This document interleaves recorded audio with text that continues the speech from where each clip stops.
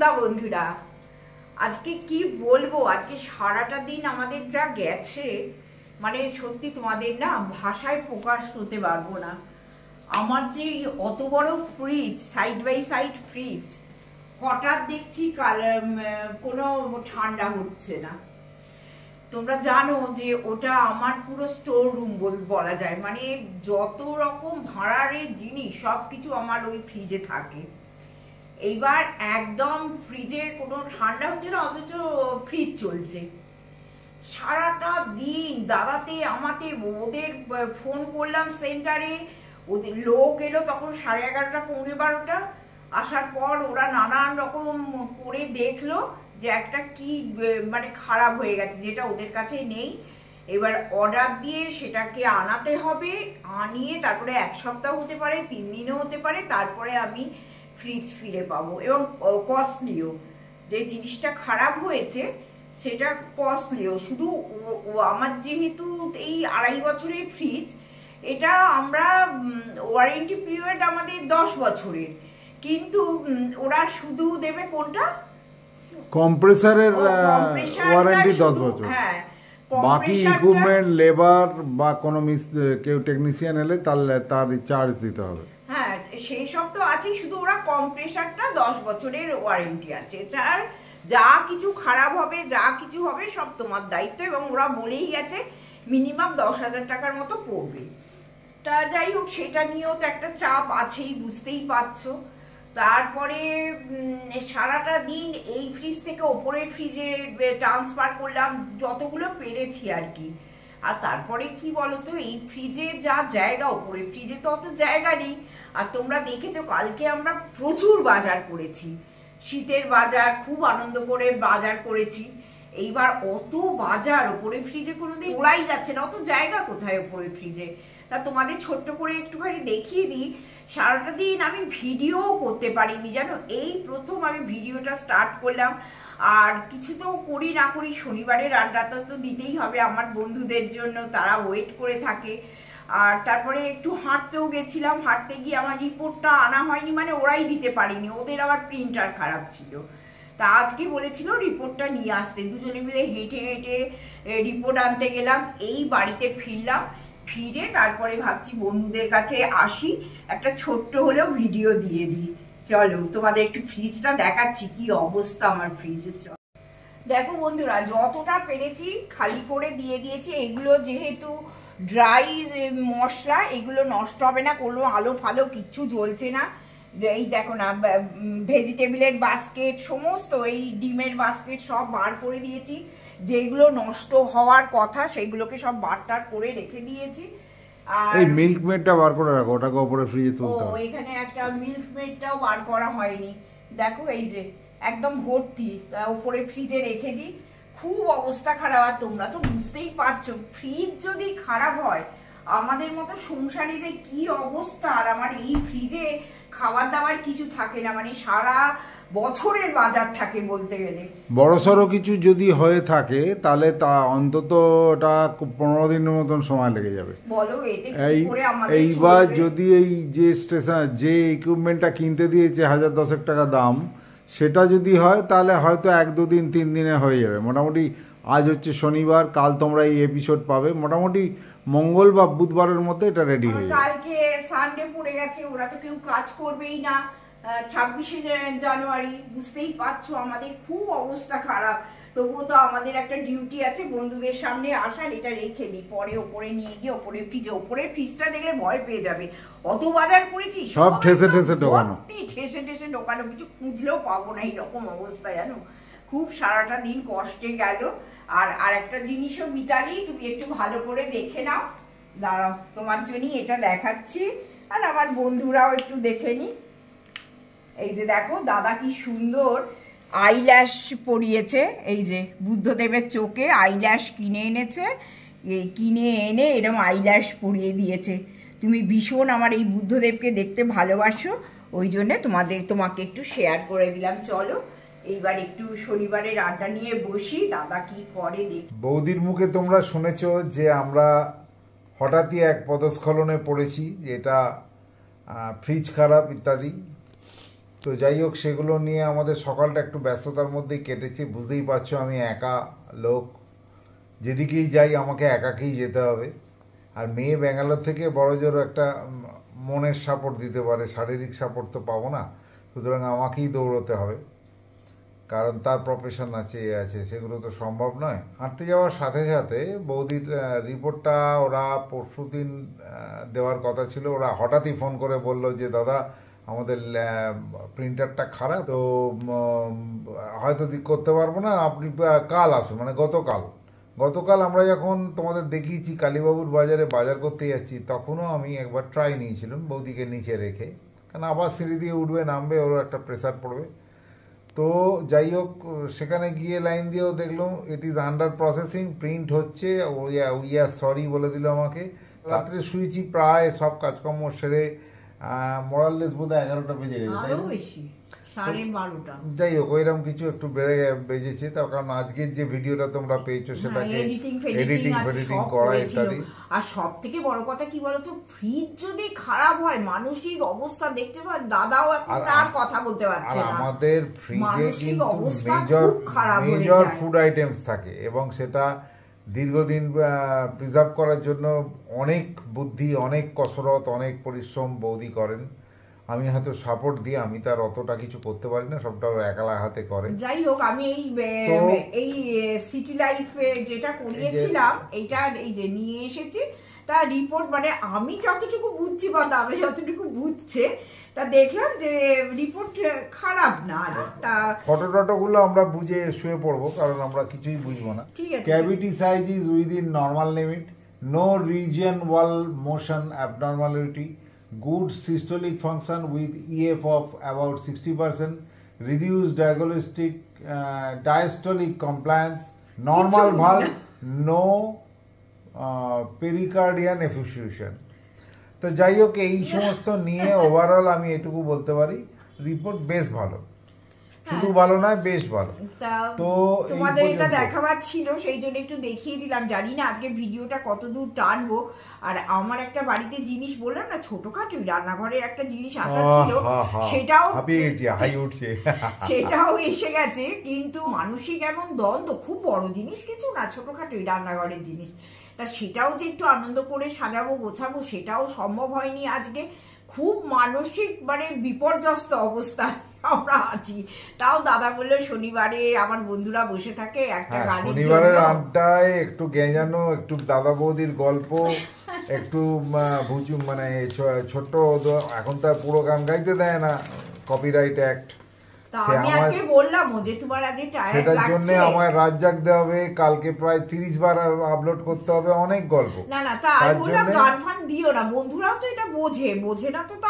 সে তো সোমা দিদিভাই থেকে শুরু করে শ্রীপর্ণা সবাই বলেছে, মিতালি দি সবাই বলেছে, সেটা বলে গান দিও না, তোমরা গল্প করে কাটাও, ঠিক আছে, thank you for your appreciation. কিন্তু আমার একটা নৈতিক দায়বদ্ধতা থাকে যে অ্যাকচুয়ালি দাদা তোমাদের গান শোনাতে বেশি ভালোবাসে। না, গানটা একটা না, আমার জীবনে গান, অভিনয়, এগুলো কিন্তু একটা প্যাশনের কাজ করে, মানে আমার খুব আলাদা গুড ফিলিংস হয়। তো মন ভালো রাখার জন্য আমি এগুলোকে ইউজ করি, কারণ মন যত পাকাবো, যত মনের মধ্যে ও কেন এটা করলো, ও সে কেন সেটা করেনি, এসব মনের মধ্যে পাকালে তাড়াতাড়ি টেক অফ করবো। আর এত পাকানো, এত রোগা, আজ এক ভদ্রমহিলার সঙ্গে হেঁটে আসছি, খুবই পরিচিত আমাদের এখানে, তো তাকে দেখে তো খারাপ হয়ে গেল, তার অন্তত কাছাকাছি 6.5 ফুট মানে 5 ফুট আমারই সমান প্রায় হাইট ছিল, বিরাট চেহারা ছিল, লম্বা চুল, হাসি খুশি থাকতো, আমার মায়ের সঙ্গে জানলা ধরে গল্প করতো। হঠাৎ করে দেখলাম সে চেহারা অর্ধেক হয়ে গেছে।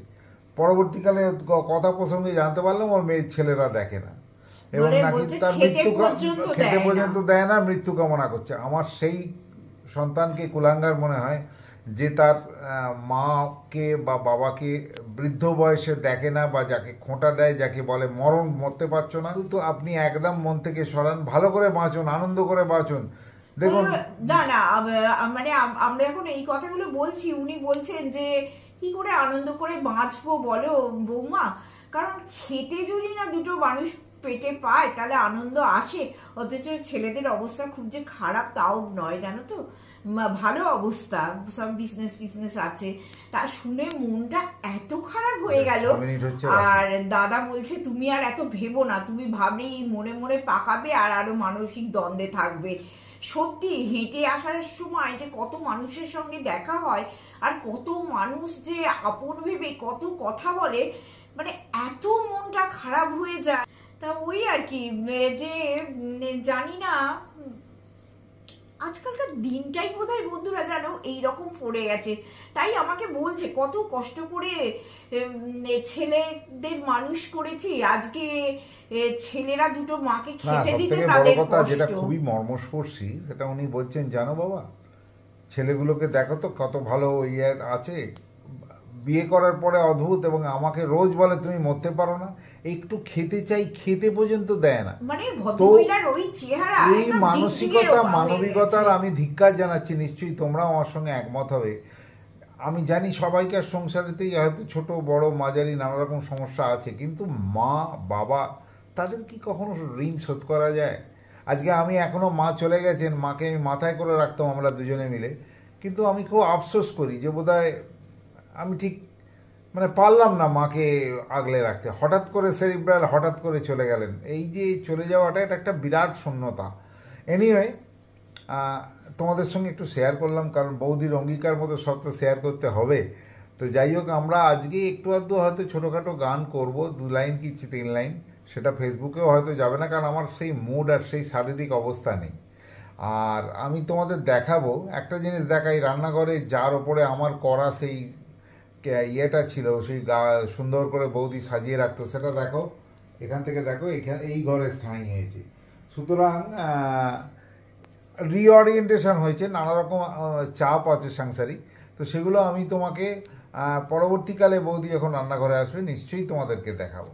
ঠিক আছে, সঙ্গে থাকো, আমরা আসছি। মান্নাদের একটা ছোট্ট গান, আমি হয়তো মনে হচ্ছে যতদূর মনে পড়ছে আগে গানটা গেয়েছি, কারণ ওটা খুব সিম্পল সাদামাটা গান, হয়তো গাওয়া গেলেও যেতে পারে। তোমরা একটু মানিয়ে নাও, কারণ আজকে সত্যি আমাদের পরিস্থিতি খুব খারাপ, খুব খারাপ।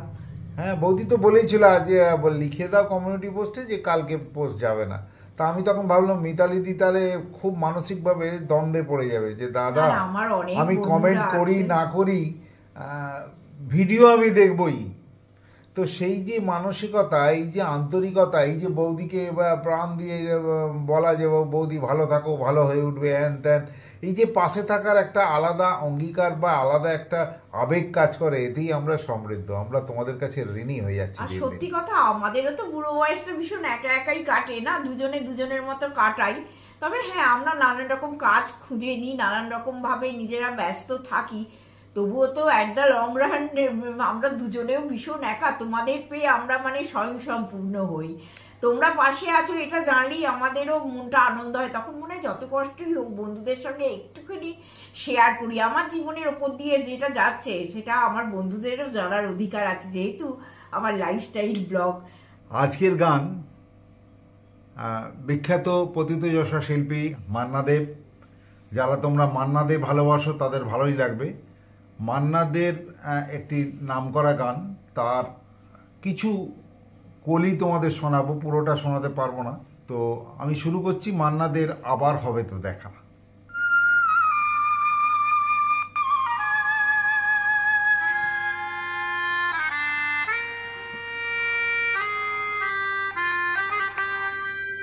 আবার হবে তো দেখা, এ দেখাই শেষ দেখা নয় তো, আবার হবে তো দেখা, এ দেখাই শেষ দেখা নয় তো। কি চোখে তোমায় দেখি বোঝাতে পারিনি আজও হয়তো,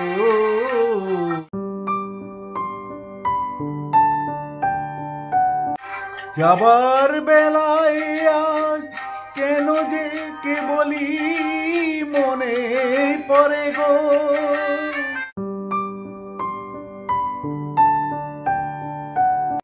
এ দেখাই শেষ দেখা নয় তো।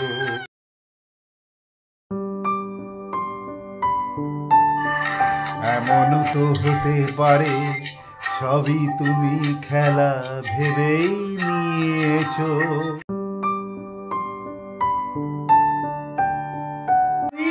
একটু দেরি এ গানের কোনো হলো আজকের গান। তো তোমাদের জানি না কতটা প্রত্যাশা পূরণ করতে পারলাম, তবে আমরা আপ্লুত। যেভাবে বৌদির শরীর খারাপের ব্যাপারে আমাদের বেশ কিছু বন্ধু, মিতালি দি, সোমা দিদিভাই, আর লিপিকা, আর কার নাম বলবো, অনেকেই, হ্যাঁ, জয়িতা, প্রগতি, এরকম অনেকেই, মৌসুমী দিদিভাই, মোরাল্লের সবাই, মোরাল্লের সবাই প্রায় অলমোস্ট। দিদিশার নাম ভুলে গেলে ও হবে বাবা, না। সে আবার কালকে হোয়াটসঅ্যাপে বলবে, দাদা তুমি আমার নাম করলে না। এনিওয়ে, খুব সুইট সিস্টার। ওকে আমরা হারিয়ে ফেলেও আবার নতুন করে গেইন করলাম। ও যে নতুন আইডি করে আমাদের সঙ্গে রেগুলার কমেন্টের মধ্যে আসছে, এই জন্য আমরা টাস্ট। হ্যাঁ, আমি আশীর্বাদ করি বিদিশা অনেক ভালো থাকো, সুস্থ থাকো, আনন্দে থাকো। যাক, আজকের কথা বেশি প্রলম্বিত করব না। জানি না এই শারীরিক আর সাংসারিক প্রেসারেতে যে গানটা আজকে করলাম, সেটা তো বুঝতেই পারছো কপিরাইট অ্যাক্ট আর জন্য আমি পুরোটা আপলোড করতে দেবে না। তো সেটা তোমরা যারা আমার সঙ্গে ফেসবুকে আছো, বা যারা আজও পর্যন্ত ফেসবুকের আসনি, অনুজ বোস, ANUJ, অনুজ বোসেতে তোমরা পাঠাও, আমি অ্যাকসেপ্ট করে নেবো। তোমরা কিন্তু গানটা পাবে, এবং কালকে এপিসোড বেরিয়ে যাওয়ার পর, কাল সন্ধ্যার পর বা রাত্রের দিকে আমি কিন্তু এটা ফেসবুকে দিয়ে দেবো। সুতরাং যারা এই দুধের স্বাদ ঘোলে না মিটিয়ে পুরো দুধটাই চাও, তাদের দুধের জন্য খাঁটি দুধ উপহার দেবো। তবে হ্যাঁ, বুঝতেই পারছো, আমি তো আবার বলছি, বৌদি বলবে আবার সে একই কথা বলছো। এটা হচ্ছে, আমি তো একদম মানে কি বলবো, সরগম শেখা সারেগামা সাদা মানুষ নই। মান্নাদের গানই বলো, হেমন্তবাবুর গানই বলো, শ্যামল মিত্রের, আমি একবার সন্ধ্যাবেলা ভাবলাম জীবন খাতার প্রতি পাতায় গাইব। তো যাই হোক, এইগুলো হয়তো করা যায়, কিন্তু সুরের বা তালের একটা ছন্দ আছে, সেইগুলো আমি কতটা করতে পারছি আমি জানি না। এগুলো কিন্তু আমার কান আমাকে, আমার সেই শিল্পীর গানটা আমার কানেতে রয়ে যায়, সেটা আমি রিপ্রেজেন্ট করি তোমাদের আনন্দ দেওয়ার। আর বন্ধুরা, আজকে তো বুঝতেই পারছো তালের গোলের যেভাবে ভিডিওটা আমরা করলাম সন্ধ্যাবেলা বসে হেঁটে ফেটে আসার পর, তা আজকে একটু মানিয়ে নিও প্লিজ আজকের ভিডিওটা। আর আজ আমরা শেষ করছি। আর হ্যাঁ, নিশ্চয়ই আমরা তো শেষ করবই। আর যেটা কিনেছি সেটা আজকে বলেছিলাম দেখাবো, কিন্তু আজকে আর দেখাতে পারলাম না। নিশ্চয়ই আমি কালকে তুলবো, পরশু তোমরা নিশ্চয়ই পাবে। আর প্লিজ সঙ্গে থেকো, সাবস্ক্রাইব করতে ভুলো না। আমার হাতে ক্যামেরা আছে, আমি দু হাতে করছি না, এক হাতে করছি।